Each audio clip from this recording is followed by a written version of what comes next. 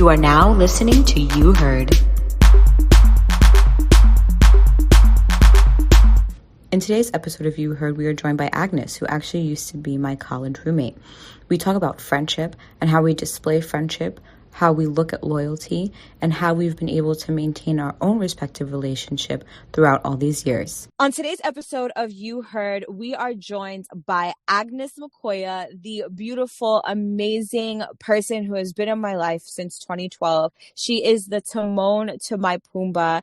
Her and I were actually college roommates for two different years of the 4 years that we were at Villanova University together. And we purposely chose to live in the same dorm hall our sophomore year as well. Agnes is my sister. I am so blessed that I have met her and, found her on Facebook. She's, my long lost lover that we found each other on social media. And, when I met her, she was real and I was real. And there are so many just amazing, fond memories and lessons that I have learned through being, Agnes's friend. And I'm so thankful and feel so grateful to have you on the podcast today. And I'm really looking forward to doing this episode with you. I'm going to let you have the floor, so you go ahead and take it away. You can further introduce yourself and then go ahead and dive into our topic. Yay. Thank you so much, Natalia. I'm so grateful that you have me on here. I appreciate all the time and effort you're putting into building this community. And honestly, this is so wonderful. And I feel so honored to be part of this podcast. I am especially excited to talk about the topic today, which is friendship, because I think our friendship is what taught me what friendship looks like, because we met each other. We were strangers from, miles and miles away. And over the last 9 years, it's crazy to think that it's been 9 years. We've gone. Oh my God. Exactly. I didn't even 9 whole calculate years. that. I didn't notice that. Yeah, we're about to get to 10 years next year. So we might have to do a big thing to celebrate our 10-year friendship mark. I agree. Yes, our 9-year-long friendship has just taught me so much about friendship. And I wanted to spend some time just, looking back at that time and just experiencing the nostalgia and celebrating what we've shared together. And also just talk about friendships. I think one thing that has become so apparent during this pandemic is that friendships are so instrumental to how we go through life and how we experience our day-to-day life and the things that we go through. And so just wanted to honor that relationship, because often I think people talk about romantic relationships and prioritize those, but when it matters most, your chosen family, your friends are the people who tend to hold you down and keep you going. And so I wanted to just spend some time talking about that. And so by way of introduction, I'm Agnes. I grew up in Kenya, born and raised in the motherland, and came to the US in 2012 to attend Villanova. And that's where I met Natalia. She actually reached out to me on Facebook. Thanks for shooting that friendship shot. And like a weirdo. You were, yeah. I mean, I think I just saw a note pop up in my messages just saying, "Hi, my name is Natalia. And, I saw you on the Villanova group, and I was wondering if you had a roommate." And at that point, I didn't have a roommate.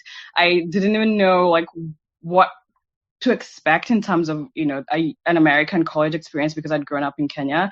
And so it was just nice to have someone actually extend their hand and reach out to me and say, "Hey, I'd love to live with you." And that literally settled all my concerns around coming to college, because I knew that someone was already opening themselves up to me. So that is how we met. And that was the beginning of our really long relationship. And I'm excited to just look back at it and talk about it. I look back at me, I don't know what the hell possessed me to be like, let me just randomly hit up this stranger that I don't know. And I don't remember if you even had a picture of yourself as your Facebook profile. I was like, I don't think you did. Because I remember asking, did you? I did. I had a picture, but I think what caught your attention might have been something in relation to just Lion King. Because I remember you saying, "Oh, I see that you're from Kenya." I don't remember how you introduced. I wish I could just trace back what your first message was to me. I know. You should have done that for this. You know what? I got to scroll through my Facebook and I'm going to find it just so I could see how this conversation started, because I honestly don't know what possessed me to be like, "Hey, you, we should be roommates." You don't know me, I don't know you. Yeah. And there were so many people. So I'm actually very curious, what stood out about me at that moment when you knew nobody else. And I know you knew some few people from high school that also attended Villanova with us. But at that point that you picked me out of those gazillion people and you chose that I would be the one that would live with you, that was such an honor. And I remember after I moved in before you. And so yes, you did. I remember having gone out for orientation and coming back and just seeing your side of the room and almost having a mini meltdown because you had all these beautiful things, like your room. Oh my goodness. Your side of the room was so organized and looked so pristine.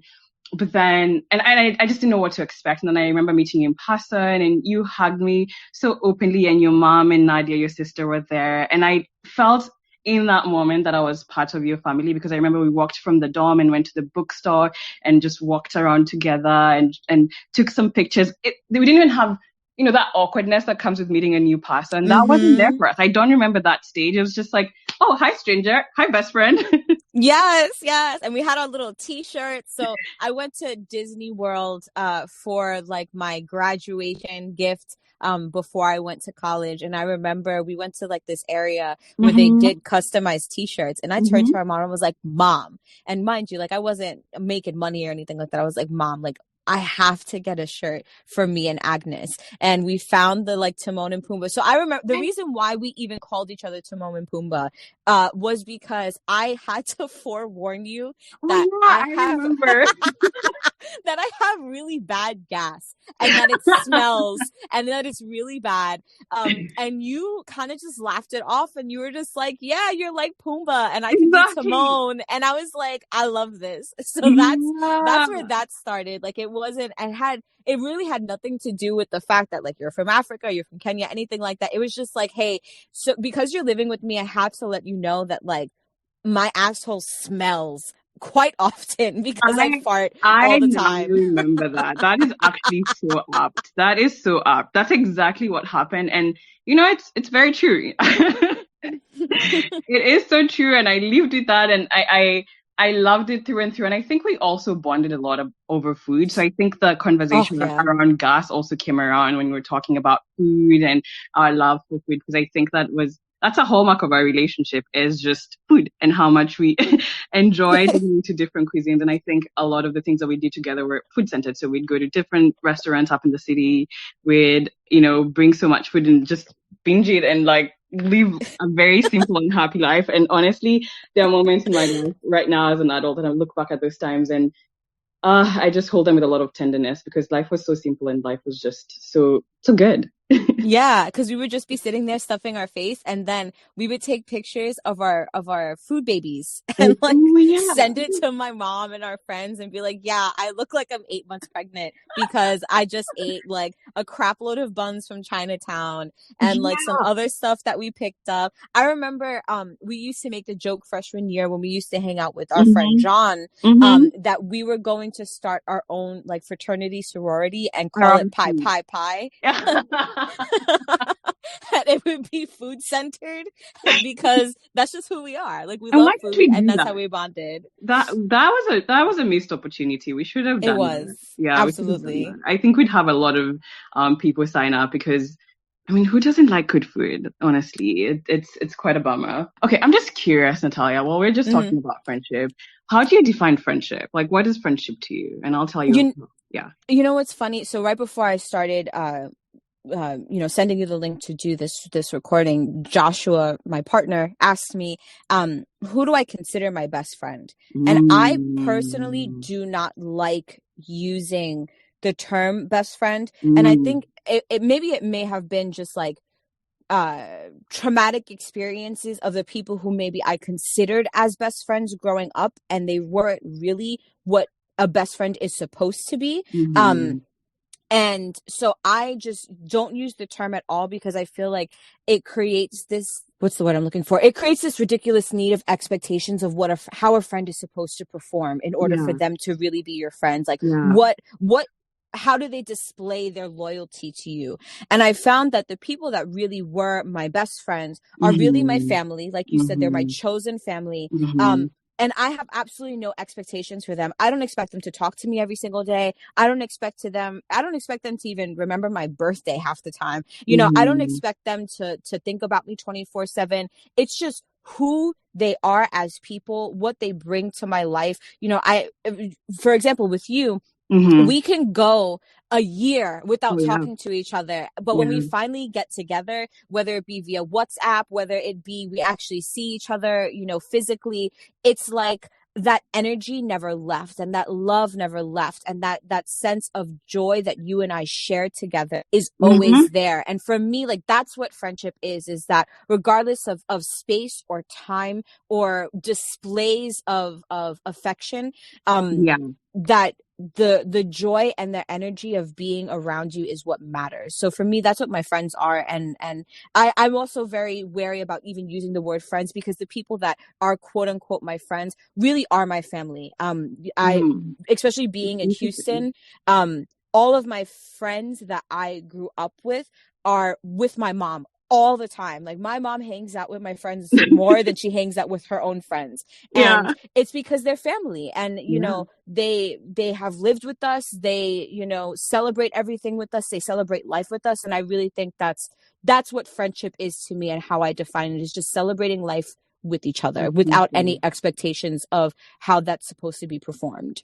I love that definition. I love the lack of expectations, because I think that is what ruins a lot of relationships, is that sense of when we coin a person as a friend, we assume and give them all this tasks and activities that often are not even communicated, right? So you're sitting in your head saying, this Mm-hmm. person is my friend. And so because they're my friend, I need them to do one, two, three things. And I want them to show up in my life in one, two, three ways, without necessarily even sitting down to have that conversation with the other person to define that. And so I love that you walking into your relationships and your friendships and thinking of no expectation and just wanting to enjoy and experience love and connectedness with these people without creating a lot of bounds and boundaries around it. I love that. But just going back to your initial point around not like best friends and the term best friends, I'm with you on that one. I really struggle Mm-hmm. on that, because I think who I'm closest with, because I think the term best friend is typically used in instances when referring to that person who you probably talk to the most, or the Yeah. person who you expect to always show up for you, who is supposed to be like very central to your life. And that Mm-hmm. person has changed a lot for me throughout my life, right? So in Yes. college, like whoever I was closest to was different from who I'm closest to now. And so if I stuck to that definition of best friend where you're supposed to be ride or dies until, death do you part, Yeah. I would have so many best friends. And I do perhaps have many best friends, but I'm not defined in the way that people think of best friend. I think for me, friendship generally just stems from the relationships where I have consistency. So people Mm-hmm. who will show up for me, who I will show up for them in a matter, in a way that I can rely on, right? So it's not flaky. We're not disappearing completely. And if we disappear, we know that there is always an open door for people to come back in. So that consistency Right. is important. So it's just someone to count on. So that's like one piece of friendship that is really critical.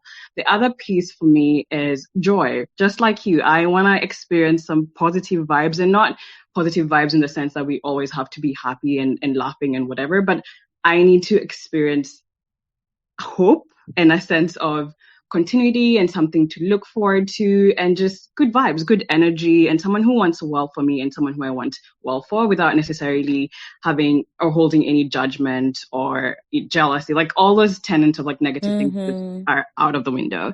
And then the last space is just someone I can be vulnerable with, right? Someone who Yes. I can share both my highs, and vulnerability doesn't always have to be in the connotation of something that is negative, right? So vulnerability Mm-hmm. can be, I did something so great. I'm afraid to share it with the rest of the world because they might think of me, like they might think of it as bragging or a sense of pride. But with this person, Yeah. they can celebrate me without necessarily feeling like it needs to, without feeling like my joys make their joys or their highs any lower, right? Mm-hmm. And in the same Mm-hmm. vein, someone that I can completely show up as myself with, and I can talk to about, my darkest sides, or parts of me that I don't walk around sharing with the rest of the world. So Right. I think when I think of friendship, I just think of it in those three tenets of just like positivity and vulnerability, and then that sense of consistency. That's what friendship is to me. And that evolves and it never stays consistent, because people always changing, and so I have to be flexible as a friend as well, and just morph with the person and just be who they need me to be in that moment.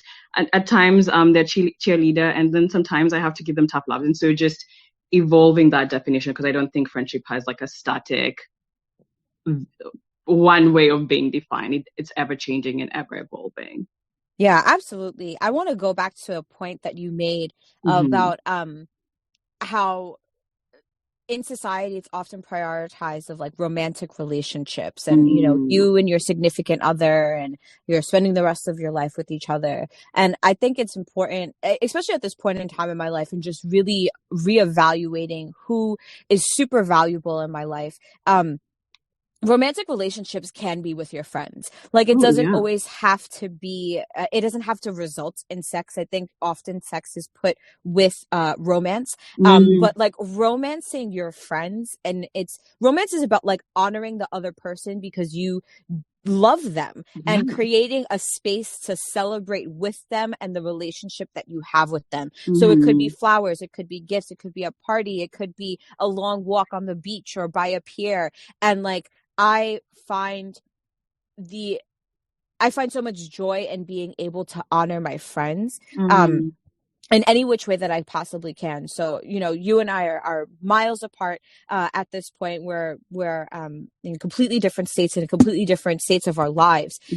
And like, for this, like, having you on the podcast is a part of like me romancing you. It's like, I wanted to give you a space to just like talk, like let me swoon you, because I love you, and I find it so important to have you as a part of something that I created from within myself and for myself. And it's like, I can't not have you a part of this, because you are such an integral part to the growth that I've had as a young adult. And that being a consistent friend over all of these years. Like, you and I went in completely different directions after we both graduated from college. And even when we were in college, we had our points where we did go in different directions. And I think initially for me, because I know for me, it took time to not be that person that has expectations for their friends, and not be that person that kind of expects loyalty to be displayed in a particular way.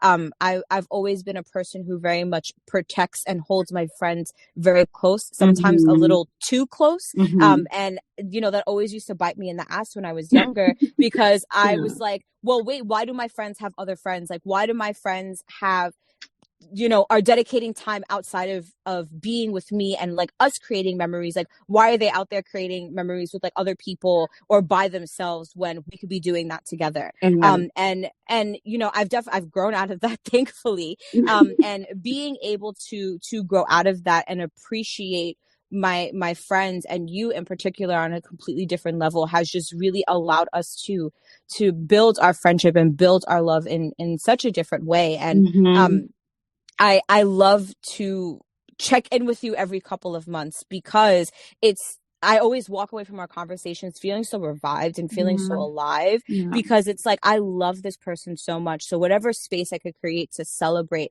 her and us, I'm here for. So I think we need to normalize, really honoring and celebrating our friends and the relationships that you have with them, and be a romantic about it. Like, be all gushy about it, because they deserve that, because they've had your back and have given you a kind of love that you aren't getting anywhere else. Everything you just said is so spot on. I'm going to try and go from the beginning, because I literally have a reaction to almost everything that you say. One, I completely agree with the point around romanticizing your friendships and the importance of that. I think, it's so sad that people only wait to experience romance in quote unquote romantic relationships. I know there's a perfect term for it, and I just can't think of it right now. But that said, I the fact that friendships are the ones that are typically most consistent. Not to say that your romantic partner cannot be your friend, because in most cases, or in some cases, they are your friend, and so you can experience both the joys of the romanticism and the friendship concurrently. But your friendships, like your friendship with your girlfriends, your boyfriends, whoever, your person, your people, should also just be front and center and celebrated in the same way. I appreciate just the intention around saying you wanted to have me on this podcast because it mattered to you that my voice was shared. Like that made me grin. I was grinning ear to ear, like just like breathing because it made me feel so warm and it made me feel so appreciated. And in the same vein, we need to remind our friends that they're special to us. Like write them a letter. I've been writing letters now in quarantine. Like I have a bit more time so I can sit down and write a letter, or just randomly when I think of someone, rather than feeling this, I think there's always this tension around, like, you don't want to be the one that's always reaching out. You don't always be the one who's, the giver. So people tend to hold back, but I have no shame and I will think of you and I'll message you and say, hey, I'm thinking of you and I love you and I miss you, because I think we reserve those feelings for romantic relationships, but our friendships deserve the same. And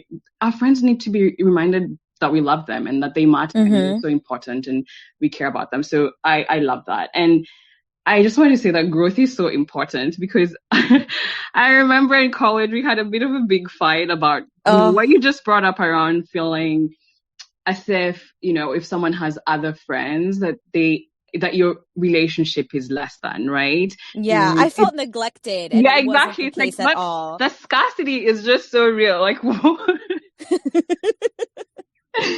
I'm like, my heart is so big and I have room for all of these people. And just because I'm sharing myself with other people does not necessarily mean that I have depleted what love I had. And so you're not going to get what you deserve. Yeah. So it's just beautiful to see you having evolved to that person, and a person who really understands that, there's enough to go around, and a person can love other people and still intimately care about you so much. And then the quantity of people in someone's life does not mean that they end up like splitting into, like, no one's getting like little tiny portions because this person has too many friends. You know what I mean? But right.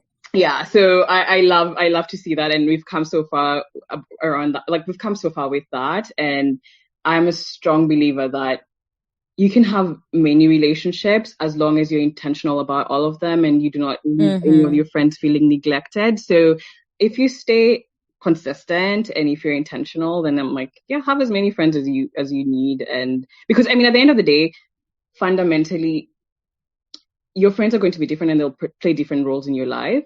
And so putting all this expectation and all this burden on one person is actually not fair, which is why, going back to the best friend beat, the way people tend to define best friends ends up leading to a lot of conflict in those best friend relationships, because we put all this expectation on our best friend. While other people in your life should be serving different purposes and different roles. Going back to the conflict piece, like, I know we've had a lot of different tiny little fights in our lives, and we always seem to come back together and resolve. And I think a concept that I've used to define how I deal with conflict in my life is just rupture and repair. It's just that sense of things can fall apart, but there's always that trust that, we'll make amends. And I love you so much that I will not walk away from your life because we had this little fight on, this one thing. So we can always rupture knowing that we can repair. And conflicts they're important because then they bring to surface sides of us that might not have come forth if the situation had not shown up. And we're all different from each other. And so how we perceive the world is always going to be different. So we'll have fights. So I'm just curious, how do you typically deal with conflict in your relationships? Are you conflict avoidant? Do you just are you passive aggressive about it and wait for the other person to find out that you're mad at them? Do you just let them know, hey, I'm pissed at you? Or like, how do you communicate conflict, and then how do you go about resolving it? What's your technique? Agnes, you already know the answers to this, so it's actually something I have been trying to work on. I am notorious for being extremely aggressive in regards to getting my point across, especially if it's something that I feel very emotional about. And as I have gotten older, I have understood how exhausting approaching any conversation like that can be. And I no longer want to be in a state of exhaustion, and I also want to be approachable. And I feel like I was only approachable to other aggressive, assertive people because they themselves also felt like I need to get my word heard, I need to be understood. But I also have a lot of people in my life who aren't that aggressive and who in facing conflict will back down or back out and not say anything. Yeah, yeah. And I love my people too much to ever make them feel like they can't have a voice with me. And I very much get into my head, and it's like everything that comes to my head I have to automatically say, and I'm going to say it, I'm going to say it loud, and I'm going to say it proud, and I'm going to mean it because I need you to understand me. And I black out in a sense in doing that, and don't always give the other person the opportunity to really be able to voice themselves, and let me understand them. I get into this role of you have to understand me. So I have been working very hard in the past couple of years, especially in my current relationship, because my partner is very non-confrontational. He doesn't necessarily communicate his feelings all the time. And in order for our relationship to work, I have to create space for him to feel comfortable to do that. And I remember the first time that he admitted, like, you know, I don't always feel comfortable having these little like confrontations or fights or whatever with you because you always come back so strong, and I can't match that energy. So I feel like you don't hear me because I can't match that energy. And I knew that, but I also was so taken aback because he actually expressed it, which is something that he usually doesn't do. And I was like, okay, like I really need to be better at checking myself and creating space and not sucking up all of the energy so I feel heard and I feel understood. It's a work in progress at this point in time. But I know that I have gotten significantly better, but I definitely have my moments where I still kind of come out of my face and attack head on. Because I know this is it's a weakness of mine, and I address it often, is that I have this really burdening desire to be understood and heard. Hence why I created a podcast, to kind of help navigate that energy. But that, you know, very much bleeds into how I communicate with people. And I'm never trying to attack that person. I'm really attacking myself because I feel like I didn't do enough to help somebody understand who I was and how I approach things. Hence why we're having tension. Wow, that's so profound. And you? That's so profound. I think it's beautiful that you're able to be so self-aware that you recognize that you are being aggressive or defensive, not because you're really trying to get your idea in that way, but more so because you're feeling like you had a deficit in how you express yourself. That is a very different way of looking at it, and I hadn't even thought about that in that way. So I'm going to stay with that one and just noodle on it a little bit. But I am definitely the type of person who avoids conflict like the plague. Like I Yes, do not like fighting. I just want to be happy all the time. And when I have to fight, I just feel like that goes in contrast to what I want to be experiencing, which is joy most of the time. And so when something is wrong, it takes me a really long time to even accept that something is wrong. So I will notice it, but I will shove it under the rug for a really long time until it builds into a huge mountain. And by the time I'm expressing it, I've brought it along with like so many other things rather than dealing with something right at the moment when it happens, because that's when you're feeling it. That's when you can express it. That's when you have the language for it versus just storing it away and then having all this bias creep in. And so you're sharing from a place of a skewed perspective. But I'm really trying to unlearn that. I'm learning to just communicate things as they come up and not suffer in silence, right? Just, hey, what you did made me feel terrible. And this is how it affected me. And expecting that the other person might not understand, because often I don't think people intend to hurt us, but I mean, intention is not always like what drives how people experience you. And so just learning to communicate when things happen, trying my best to assume positive intent and to trust that the other person means me well, because then it's easier for me to address the issue without making it about the person. It's just about the issue, and I can still remain loving and caring and forgiving.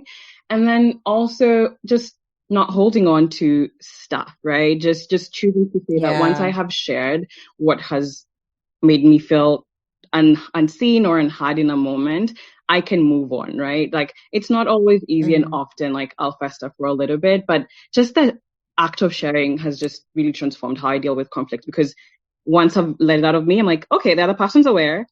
I've done my part. There's no value in me holding on to this thing. I'm just going to move on with my life and try and at those moments when I'm most upset, try and just go back to why do I have this person in my life? Like, why do I love this person? Because I think it also just helps me go back to a frame of how can I lovingly tell this person that they had me without also having them like get defensive or just like making this something that it's not. So yeah, it's quite the journey, and I think all of us are just trying to figure out our conflict resolution style. But as you said, it ever evolving, and as long as you're paying attention to where are my deficits, where are my areas of growth, I think it just gets better with time. And I just trust that my friends love me so much they're not going to go anywhere. And so if we have a little fight, I'm just hoping that, we can rupture and repair. Right, exactly. Yeah. And I think it's important, like you brought up, you evaluate the purpose and the meaning of that person in your life. Yes. And I think, especially nowadays, where our generation is chasing the good vibes, we're chasing the positivity. And I think sometimes we get wrapped up with creating relationships with people who like make us feel good a couple of times, but when shit really hits the fan, they kind of go MIA, or they're not necessarily supportive, or they don't match the energy that you're really giving out because you appreciate the positive vibes or the good feelings that they gave you. And I think it's important to, in those situations where you may be hurt or you may be in a vulnerable state and you looked towards that person to address that, acknowledge that in whichever way that they do, kind of take a step back and be like, okay, well, what's this person's purpose in my life? And if that person's purpose was really just assigned to like those couple of times where you had, some good deep talks or whatever it may be, it needs to be so much more than just kind of like that surface level, hey, this was a great memory. And they need to be able to give you more than just that, because life is tough. And if you are going to go to somebody in a state of vulnerability, whether it be good or bad, like you said, you should be able to trust that person has your best intentions in mind and not just theirs. So I think that evaluation piece, that reflection piece of the people that are in my life, what is the purpose that they serve? And if they don't necessarily serve a purpose outside of that kind of like one hit wonder kind of moment, then, maybe you really have to consider the energy that you're putting towards that respective person. I believe in Mary Kondoing your friendships too, just going through that evaluation process of saying, I've known this person for a while. Just thinking of the 3 tenets that I shared earlier, like positivity, consistency, and vulnerability. Am I getting all these 3 things in this relationship? And even if they're evolving, do I consistently go back to a state of equilibrium where I feel like I'm still joyful while talking to this person, and they have consistently showed up in my life, and I can be vulnerable with them? Because when these pieces start to fall out and your relationship is imbalanced, like even if you still keep that friendship, it might not necessarily be a friendship. It could be an acquaintanceship. Like you can change the terminology, because I think at the end of the day, like a friendship is it's such an intimate relationship, right? Like you're letting this person witness your life with you. You're letting them see you and hear you through and through. And so when they're not playing that role, it's okay for them to be something else to you. Like we don't also have to hang on to friendships because we've known people for a long time. Like, no, it's okay to let it go. Right. Like don't drag the weight that can come with trying to maintain a relationship that doesn't serve you just so that you can count this person as someone you have in your life. It's not that serious. Like it actually is. It's a detriment to you, because then you're investing your energy in something that's not working instead of, either investing that energy in things that are currently working or like finding new friends. Like I think the one thing that I noticed in myself is after I graduated college, I was no longer intentional about making new friends. Like I felt as if I was waiting for people to just show up in my life and for me to serendipitously and magically just feel connected to them without necessarily doing the work that comes with creating a new relationship. And so I took it upon myself to just spend some time thinking about my relationships and seeing where do I need to divest and where do I need to invest more, and where are spaces that I can find new people to meet and learn from and exchange ideas and just, vibe with, right? Because my needs have changed and the needs of my friends have changed. And I think and I want to talk about this a little bit more, right? Just, you becoming a mom and me being at a different place in my life, and like how we still find synergy, but also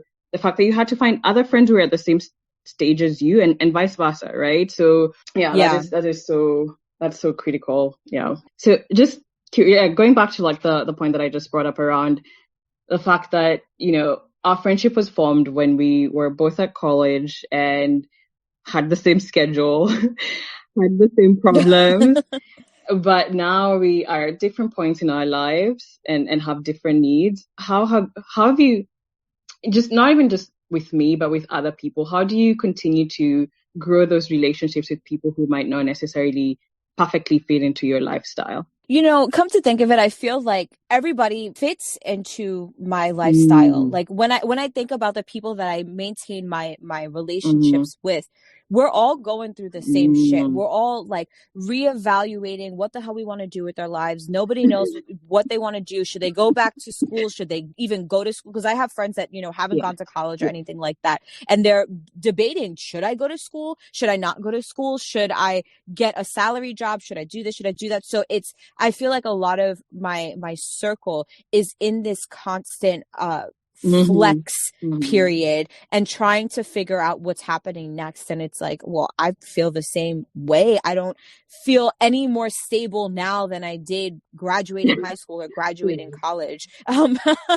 Because I'm constantly in this state of like, well, I've done all of these things, but what has it amounted to in regards to maintaining my peace, maintaining my happiness, allowing me to love myself, etc. And I feel like everybody, whether they have a college degree, don't have a college degree, have a kid, have a house, come from the same background, don't come from the same backgrounds, they're all feeling that same kind of angst of like, what am I going to do that gives my life purpose, or what is my life's purpose? So I think for me, maintaining my friendships has just really been surrounding myself with people who are on the same journey as I am. And it doesn't result in the same thing. I mean, like, to put you on the spot, you graduated from like the #1 business school in the nation, at least at that time. I don't know if it's changed at this point in time. So, you were a business student, you graduated, your face was plastered all over Bartley, and like you were, Bartley Business School famous. And I definitely wasn't that student. I feel like even when we were in college and when we met, like you and I were at a completely different pace. You also took a gap year. So you had a whole year where you didn't even go to college, whereas I came straight out of high school a couple of months before entering Villanova. And like you and I led very different lives. We grew up in completely different places, culturally, economically, all of this stuff. But what kept us in tune with each other is that we were just going through the same shit. We were struggling together. So maybe it's the struggle that keeps me and my people together. And we're able to come to that vulnerability and that consistency. I think right now, all of my friends are in this transition mode. Like I have a set of friends that are trying to buy a house. I have a set of friends who are just trying to save to get out of debt. I have a set of friends that, are going back to school or currently in school, trying to get other degrees or changing jobs or considering changing jobs. What has kept us together is this like sense of support and being like, it's okay to feel this like tension of not knowing what you're doing and not knowing what you want to do. And, don't feel pressured by society. Like do what you feel is best for you and what's going to make you happy. And we have all, including you, like you and I have these conversations all the time when we do talk. It's just like, do whatever the fuck is going to make you happy, Agnes. And like, do whatever's going to make you happy, Natalia. And like that sense of support and trying to relieve the pressure that your friend is putting on themselves to perform in this world is what's keeping these friendships going. I don't have too many mom friends, if that makes any sense. Like I have like acquaintances and people that I talk to occasionally that just so happen to have kids. But like to call them like my chosen family or my core people, no, like none of my people have kids. So it's I guess it's the struggle that keeps us together, Agnes. I mean, that makes a lot of sense. I think everyone is always at one point or another trying to figure out why are we here, what are we doing, what's the point, like what is life all about, and that in itself is bonding because we're all just trying to discover our reason. And I agree that even at Villanova, our reasons were different, but we're still just going through the discovery process of I don't know what I want to major in. Let's just go cry about that a little bit because we did a lot of that. Yep. Yes. And just going through, yeah, we cried so much. And just going through that confusion together and feeling supported and also feeling like you're not alone. There's just, misery loves company, truthfully, and there's just that there's comfort in knowing that you're not the only one going through a thing, and that in itself is bonding. But yeah, I agree with you that I think just finding something to relate on is enough to keep things going. But one thing that you've really put so well when you were explaining how you've kept all your relationships is just that everybody's milestone, regardless of whether they're different, is important and is worthwhile, right? So the person who's trying to figure out how to like pay off debt, and the person who's trying to figure out how to like pay a mortgage, like those are completely different things, but they're worthwhile and they're just as tough. And so it's important for us to honor them and celebrate them and hold space for them if it's something negative, and walk the journey with each other.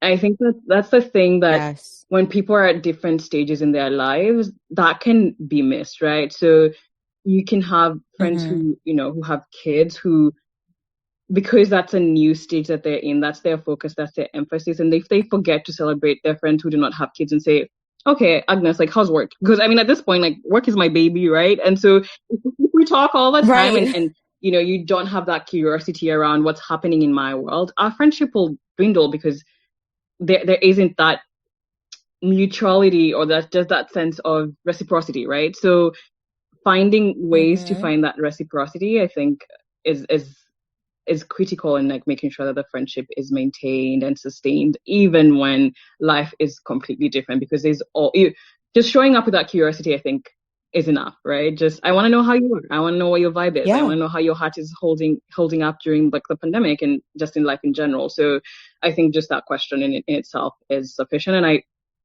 I hope that folks who listen to this just ask it more and use it as a platform and a space to get to know their friends even better. And to celebrate when they finally, are able to answer those questions that they're trying to answer as well. Or like the goals that they're trying to get to, I think that at least for friendships and the people that we associate ourselves with, we're not always there for the journey. And I think that's a big thing.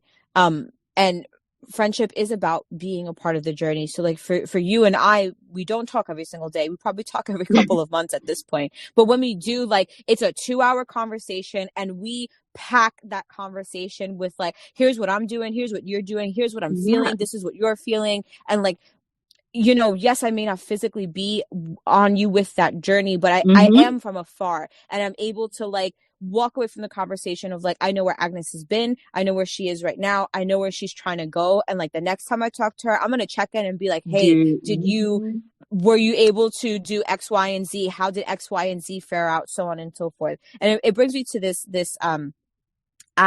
so you remember Liz? Yes. Little Liz from Villanova. Okay, so she, I'm going to briefly give this story, but she was originally in Philadelphia, moved down to Florida to take care of her family, and was just like super hating where things were going. And I think for many years, I was very much in her ear of like, Liz, you have to take care of yourself. You have to do things for yourself. Like, this unhappiness is coming from you choosing everybody else before you.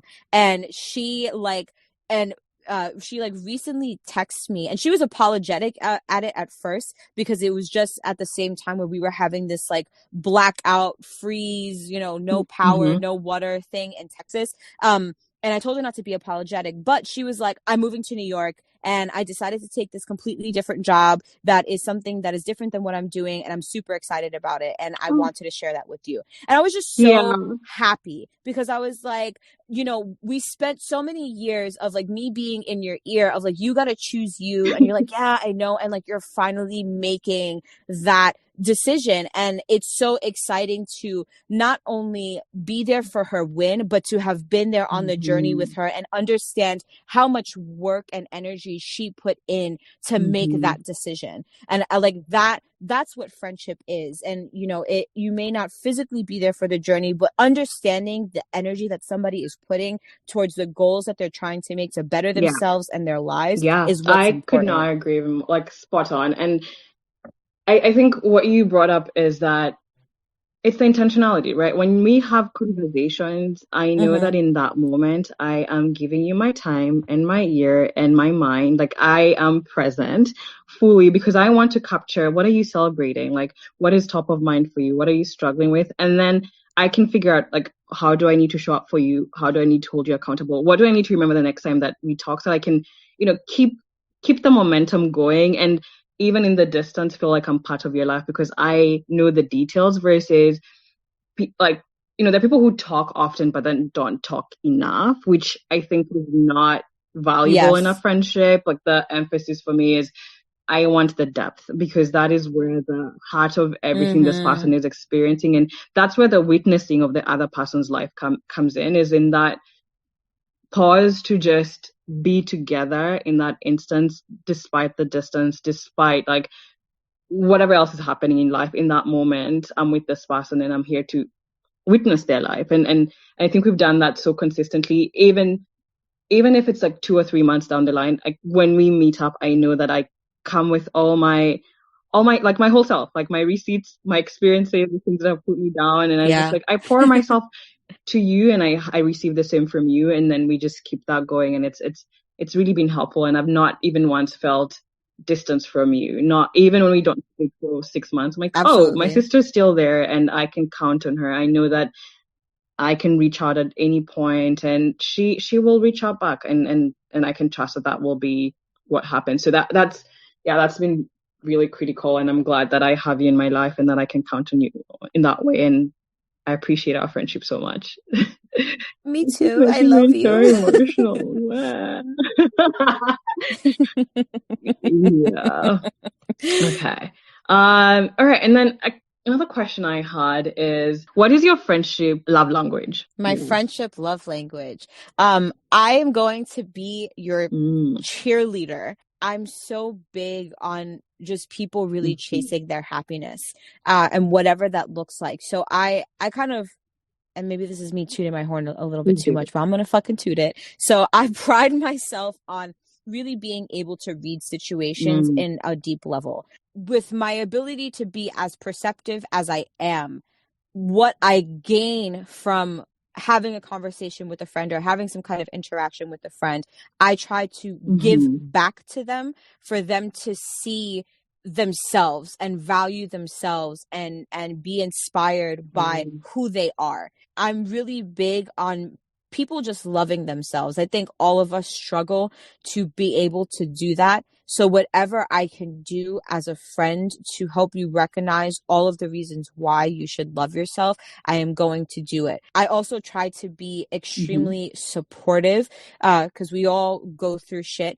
And I may not be able to give you time or money, but I will give you my energy that I'm able to give and talk you through whatever you need to be talked through. I always like to be a soundboard to my friends. You know, I'm definitely the person you can come and vent to, and like, let's try to dish this out. So I'm really just I try to be an ear. I try to be perceptive and like a mirror to my friends, really, and just be their cheerleader, because, you know, I chose my friends for a reason. So I know how amazing they are. So I do my best to help them recognize, like, I love you for a reason, and you need to recognize that. I can attest to that. You have in many ways been that mirror for me. You've reminded me, you know, in moments when I've forgotten what makes me who I am and what makes me brilliant. You don't shy from saying, Agnes, you're great. Like, be great, and I expect that of you. And in a loving way, in a very supportive way. You both give like tender love and also tough love when it's needed. And I appreciate that about you so much. And I think it definitely comes from your in-depth self-awareness, because you are able to look at yourself with your flaws and the parts of you that are great, and mirror the same with other people, to say, this is where I see the deficit in this person, but I'm going to love them through it. And I will help them see that it's one, it could be conquerable, or there are ways around it, and two, like there's so many things that we should be focusing on celebrating, and you've been that person for me over and over, through and through. Like I remember in Villanova when I'd get stressed out and I would have maybe to like give a speech or talk about something, or if I would write an email, and I would spend hours on that trying to over edit myself, right? But you would say and tell me, Agnes, just get it done. And it doesn't need to be perfect, as long as you get it done. And this is the ways that you are made. Like, you have affirmed me in so many ways, and I appreciate that so much. And I agree that is definitely how you give like love. But I'm curious too, like, how do you receive love in a friendship? Like, what is your on the receiving end? And then I'll share mine. That's a bit of a hard question.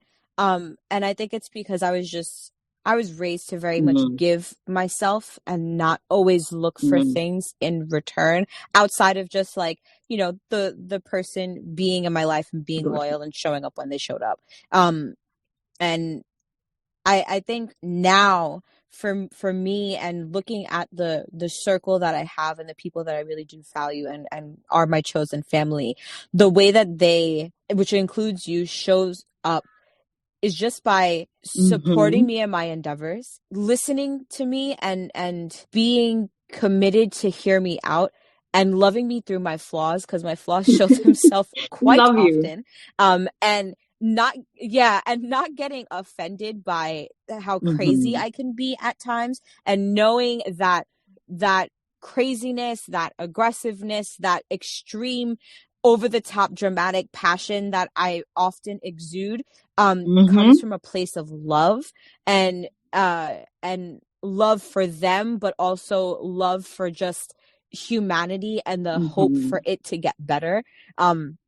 Especially in this time, I find myself fighting all of the little fights for the people who are getting fucked over in society right now. So I get into these very intense conversations, sometimes in situations where I really don't need to, where it was like a lighthearted conversation. Then all of a sudden I come through and I'm like, but wait. And like the Natalia bulldozer comes through, and like yeah, and it's like the fire, like here's my flamethrower, and we're all gonna get burnt together.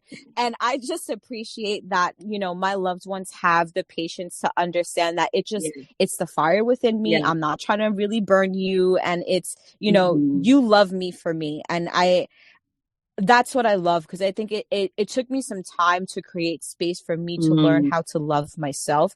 And in the way that I created that space was recognizing how the people around me loved me. And I was just like, you know, these people love me and embrace me and worship me for a reason. And I worship them back, but there has to be a reason why they feel the way they feel about me. And I need to take time to recognize that for myself, within myself. So I try to continue to be open, and I appreciate the patience and love and dedication that my friends have given to my crazy ass. Anytime, any day. No, we do need the fire. We do need all the passion, because at the end of the day, there has to be someone at the forefront championing for other people, especially people like me who are more on the softer side, more on the gentler side. We need like someone to charge on and protect us. And I have so many memories of you like standing up for me, and I appreciate that, right? Because there are moments where I either don't feel the need to engage in a conflict, but you'll say that was not right, they didn't need to treat you that way, and you'll say it for me. And so I keep your passion, keep your drive, because I think it's something that is just so core to who you are. And as you said, we love you through and through, with that type of fire, with the fire that comes out of your nose and your mouth, sorry, and the fire that comes out of other places. You know what I mean? Like we still love you and we appreciate you. So that is really. But I think from my perspective, the way I give love in friendship is just listening, right? I want to hear the other person. I want to sit with them in whatever moment that they're going through and support them in the ways that I can. I often feel like I give too much of myself, and I'm still working on my boundaries, and then I end up with like social exhaustion, because, you know, I've been just giving, and then you end up feeling like if the cup is not being refilled in other spaces, then, there's that imbalance. So finding ways to strike that balance between being there for people, but also recognizing when you're feeling depleted and when you need to ask for people to show up in your life, and when you need to take the initiative and be proactive about seeking love and seeking affection. Like, I have no shame in saying, hey, could you please call me because I'm feeling lonely and neglected? Like, there's no shame. And I think that's where the vulnerability piece in friendship comes in, where you can call on to other people when you need for your cup to be refilled and for your love to for love to be poured back into you. So that's how I give. And I feel like to some extent, that's just the same way I receive, is just, remaining open to like the magic that is other people and how their difference is there to teach me something and is just there to illuminate my life and to force me to explore sides of myself that I probably would never know, right? Like, I am more on the conservative side, but you have energy, and when I'm with you, I'm like, okay, I want to bring my fire too, right? And so staying open to experiencing that in other people and receiving and also simultaneously giving of affection and love and support. Yeah, I love that. I love you. I love your energy, because it definitely, your energy helps me mellow out mine. I have a lot of my friends, the majority of my friends are very fiery people in general. So it's just like fire, like fireballs everywhere. So when I do get around those people who really just level it out, it's the water to my fire. It allows me to kind of, simmer down and we become smoke together. And I love being a cloud of smoke with you and just being this smoldering, piece of art that we are. And I'm so thankful for us, for our relationship. And I can't believe I didn't recognize that it has been 9 years, almost going on 10. And I mean, I do feel like I have known you for a lifetime, but I didn't notice that, the years have been there. And you are my sister, you are my family, and we'll always maintain this energy because there's no reason not to. And your mom said that she has adopted me as her African daughter, so I'm here to stay. Yes. And I will definitely not be going anywhere anytime soon. And we'll keep evolving together, keep exploring what keeps us joyful and what is important to us. And as we're figuring out ourselves in our lives, I'm going to be there for the journey. I want to see who Cecilia grows up to be, and if there are other mini ones that come up, I want to be there for them. I want to be their favorite auntie. And so, because that is my mission, I am not going anywhere. I when you said you act as a mirror, you reminded me of this quote that I read on Brain Pickings, which is a blog that I read all the damn time because it's fantastic. And this philosopher, his name's David White, had written that friendship is a mirror to presence and a testament to forgiveness. Friendship not only helps us see ourselves through another's eyes, but can be sustained over the years only with someone who has repeatedly forgiven us for our trespasses, as we must find it in ourselves to forgive them in time. A friend knows our difficulties and shadows and remains in sight, a companion to our vulnerabilities more than our triumphs when we are under the strange illusion we do not need them. An undercurrent of real friendship is a blessing exactly because its elemental form is rediscovered again and again through understanding and mercy. All friendships of any length are based on a continued mutual forgiveness. Without tolerance and mercy, all friendships die. I love this so much because, going back to the beginning when we were sharing about forgiveness and consistency and vulnerability, this quote sums it up for me, because it's just that reminder of, as humans, we are all flawed, and because we are different, we will step on each other's toes, we'll upset each other. But if we keep practicing forgiveness and mercy for each other and just that understanding of the fact that everyone is evolving, then our friendships can withhold and withstand all sorts of storms and can last a really long time, because we're there to just stay put, forgive, and just love each other. Like this for me defines what friendship is. And it's something that I've gone back to a couple of times when I just, when I have a fight and I want to be reminded why I'm a friend to this person. I'm like, okay, I am supposed to be their mirror and I'm supposed to be present and I need to love and forgive them. So this quote has stayed with me for a really long time.